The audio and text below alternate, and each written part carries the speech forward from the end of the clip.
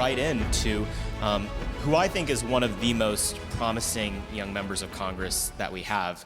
Congressman Rosendale has been remarkably impressive, not just on the issue of foreign policy, but on the issue of trade and on immigration, fighting the cultural battles that our country is facing. He's got an A+ in my view, and we're very lucky to have him today. He's been serving the people of Montana for over 10 years. In 2010, he was elected to the Montana House of Representatives, where he served for 2 years, followed by 4 years in the Montana Senate, where his colleagues elected him to serve as Senate Majority Leader. He most recently served as the State Auditor and Commissioner of Securities and Insurance, where he focused on reducing operating expenses, cutting regulations, and increasing access to high-quality, affordable health care. Matt and his wife, Jean, live on a ranch near Glendive, Montana. Please give him a round of applause.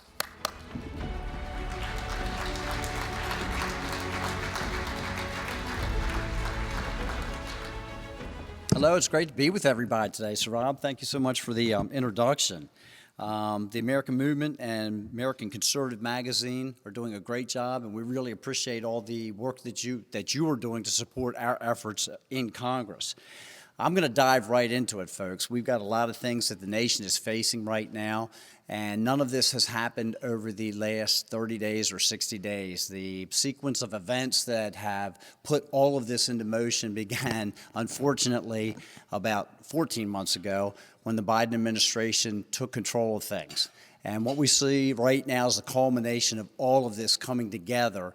And unfortunately, it's going to take a culmination of events to unwind it all as well.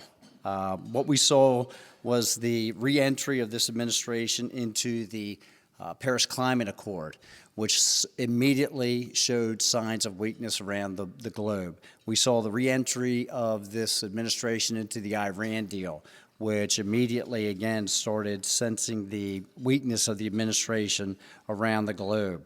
We saw on day one the withdrawal of the permit for the Keystone XL pipeline, which at the time everyone thought was quite a tragedy. It cost personally the state of Montana $60 to $80 million of tax revenue, excuse me, but it also started compromising our energy security and our national security at the exact same time when we needed it the most. And then we saw the shutdown of the leases, federal leases of gas and oil resources not on land, but also offshore. And we saw the relaxation or removal of the restrictions on the Nord Stream 2 gas line to put Russia in a much stronger position, which also hurt our allies. And all of these things coming together is what starts empowering Russia and China to make their moves around the world. We've seen it time and time again that when the American leadership shows signs of weakness, that's when the tyrants around the world get energized and they start taking these actions. What really concerns me is that while we're trying to work on some of the things in the Ukraine right now, we also have China still empowered to take their actions, not only in the South China Sea and building up islands and building up their military, but let's face it, China wants to be the world's power. They do not want to be one of the world's power. And we've got several incredibly large problems that we're dealing with them. The flu that came out of Wuhan definitely was created in that lab. And the only question that is still outstanding is whether it was released accidentally or whether it was released intentionally. We will never have the answer to that. We're never going to get that kind of information out of the Chinese Communist Party. But we do know that they are still doing these experiments, and they're trying to develop and refine these flus even more so that they can release it upon the earth again. That is very problematic. The other thing that we're dealing with is China wants to undermine the world's confidence in the dollar for the reserve currency. And while they're out there trying to undermine the confidence, quite frankly, we are doing it ourselves by continuing to accumulate the debt load that we have piled up year after year after year. And now we're looking at about $30 trillion worth of national debt. The Democrats have raised the national debt to $31,381 billion. And if the world decides that the dollar is not the reserve currency that they would prefer to use, and we have another one of these epidemics released upon us, then we are going to be facing problems across this nation like we have never seen before. And it is quite problematic. Now, there are certain things that we can do and we should be doing to make sure that we strengthen our economy, and we are not taking advantage of that right now. In order for us to be secure in our country, in order for us to be the leader in the world, then we have to take control over a lot of those issues. We have the ability to produce energy here domestically. Again, we need to open up the oil and gas leases on our federal lands. We need to open up the Keystone XL pipeline. That one pipeline would have produced 800,000 barrels a day of crude oil, most of which would have come from Canada, but 100 to 150,000 barrels a day would have been domestic production coming out of the Bakken oil fields in North Dakota and in Montana. And the problem is, when that got shut down, we were still importing 600,000 barrels a day of crude oil from Russia.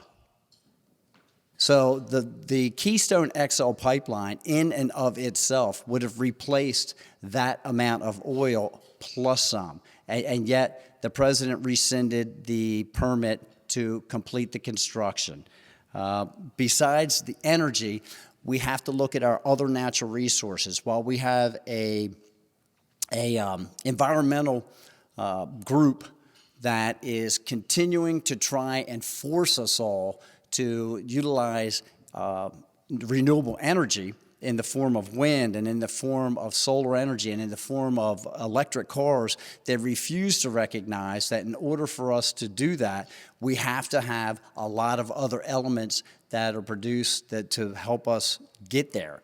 And they're refusing to allow that mining and that resource extraction to take place in our country as well, again, compromising our national security. I will tell you that anytime that we are compromising our economy, then we are also compromising our national security. We need to take better advantage of the trade sanctions that are available to us to keep from putting us in a place where we have these conflicts taking place around the world.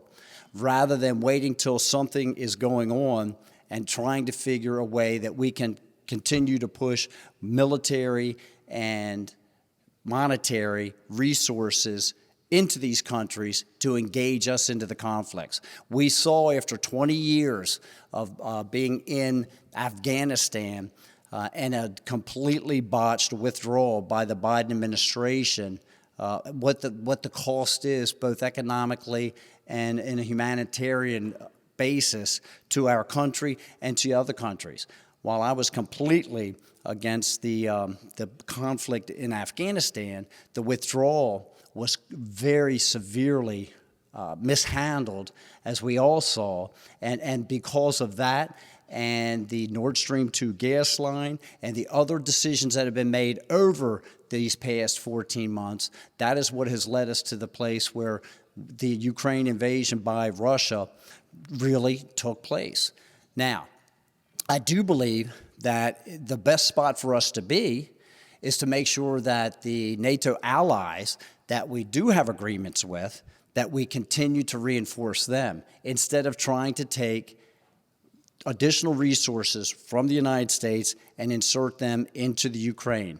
We had a resolution that came up 2 weeks ago, and the Congress asked for unlimited financial, monetary, military assistance to be committed to the Ukraine. And I certainly could not support that at the exact same time that we are seeing an invasion take place on our own southern border that this administration has ignored.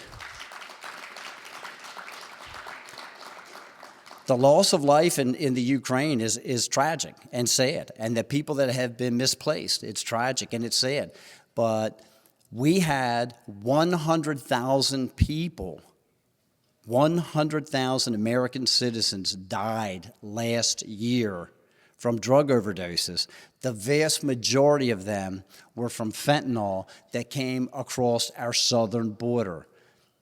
100,000 people. Now, just because they didn't die from a soldier's bullet who was wearing camouflage, they are just as dead from an invasion.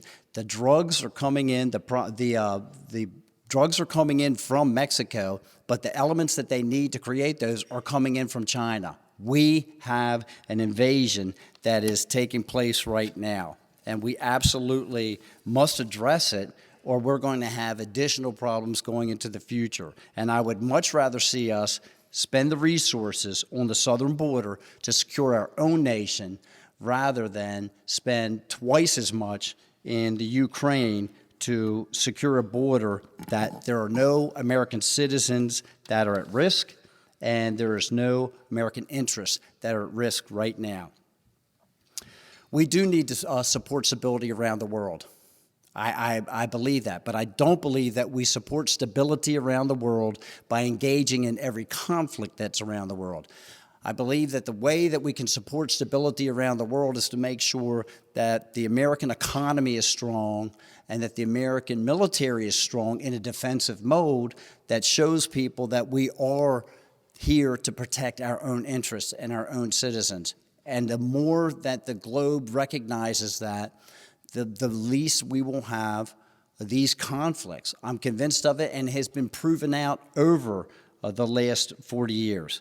We're going to achieve that by managing our foreign affairs and trade relations from a strong negotiation point.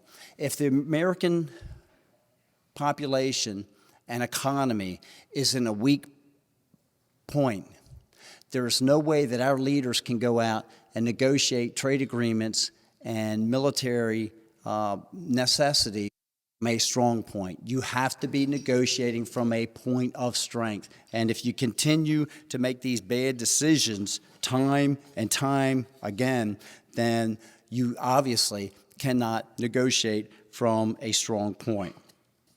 Right now, we're not even sure when it comes to the Ukraine conflict exactly where the support is going to end up. I have major concerns about having a compromised President of the United States who is sending incredible support to a less than forthright President of the Ukraine.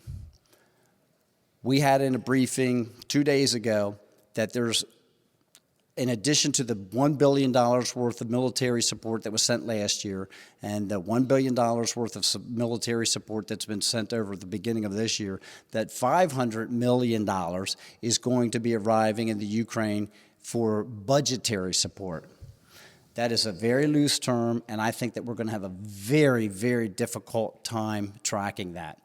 We also know that President Zelensky took it upon himself to authorize the use of cryptocurrency in the Ukraine, and as soon as he did that, there was $100 million worth of cryptocurrency that arrived. We're not sure where that is going to end up as well. If we're going to take American tax dollars and we are going to allow that to go out to another nation, we had better be able to show them exactly where those funds are going to lie. Now, there are too many people that are on both sides of the aisle that would be more than glad to get us involved in another conflict. We have war hawks all over the place, and I can assure you that I am not one of them. I believe, as the Constitution calls for, that the only conflicts that we should be involved in are to protect American citizens and American interests, and right now we have not seen that. All of these issues are created in a slow period of time, and they're not going to be resolved in a quick period of time. And I think that that's probably my biggest concern right now. There's going to require many different events to change this. Elections do have consequences. We will see the Republican Party take back the majority in the House this November. Maybe even the Senate will take back the majority.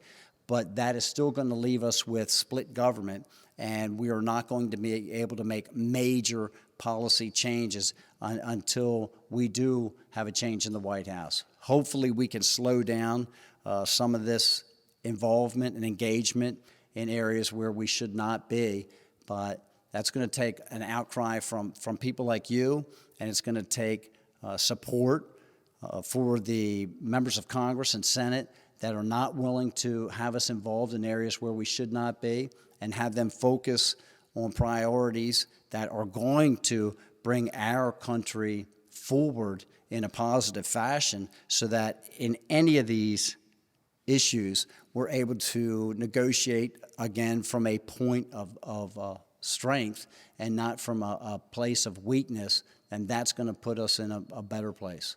I want to thank you all so much for having me out here today. I hope you have a great conference, and may God bless each and every one of you in your travels. Thank you.